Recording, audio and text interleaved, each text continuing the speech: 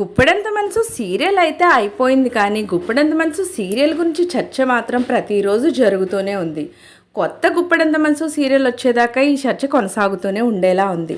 ఇటీవల ఉషారాణి గారు తను చదివిన కాలేజ్కి వెళ్ళి అక్కడ స్పీచ్ ఇవ్వడం జరిగింది. అదే స్పీచ్లో భాగంగా రిషి క్యారెక్టర్కి తనకు ఎంతో ఇష్టమైన ఇంగ్లీష్ లెక్చరర్ సజ్జన్ గారి క్యారెక్టర్నే నేను డిజైన్ చేశాను.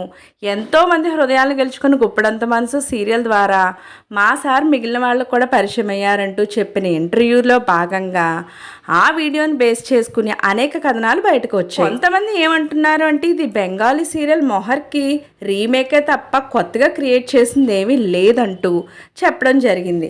అయితే ఇది ఒక రీమేక్ సీరియల్ అన్న సంగతి అందరికీ తెలిసిందే. అయినా బెంగాలీలో వచ్చిన మొహర్ సీరియల్ 780 ఎపిసోడ్స్తో క్లోజ్ అయిపోయింది. కానీ మనకు తెలుగులో మాత్రం ఇంకా కంటిన్యూ అవుతుంది అంటే దాన్ని ఎక్స్టెండ్ చేసిన స్టోరీ అని మాత్రం మనకు అర్థమవుతుంది.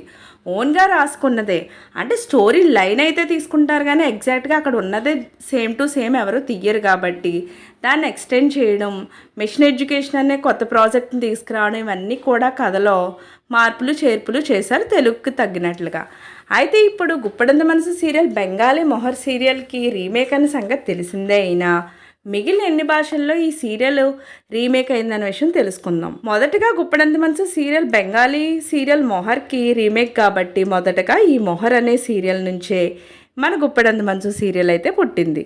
తర్వాత కన్నడలో సరసు అనే సీరియల్ పేరుతో గుప్పెడంత మనసు సీరియల్ ప్రసారమైంది. ఇక హిందీలో శౌర్య ఔర్ అనోఖీ కహానీ అనే పేరుతో టెలికాస్ట్ అయింది. ఇక తమిళ్లో కాట్ర్ కెన్న వేలి అనే పేరుతో తమిళ్లో కూడా ఈ సీరియల్ సూపర్ సక్సెస్ సాధించింది.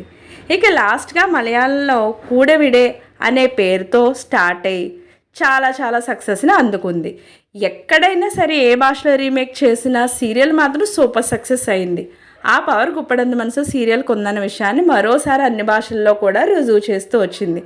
అయితే మిగిలిన అన్ని భాషల్లో కంటే తెలుగులోనే బాగా పాపులారిటీ సంపాదించుకుందన్న విషయం తెలుసు. అంతేకాకుండా రిషి వసుకు కూడా ఫుల్ పాపులారిటీని తీసుకొచ్చింది. అలాంటి మన గుప్పెడంత మనసు సీరియల్ గురించి ఎన్ని భాషలో రీమేక్ అయిందో తెలియజేయడానికి వీడియో చేశాను. ఇలాంటి లేటెస్ట్ అప్డేట్స్ కోసం ఛానల్ తప్పకుండా లైక్ చేయండి, షేర్ చేయండి, సబ్స్క్రైబ్ చేయడం మాత్రం మర్చిపోకండి.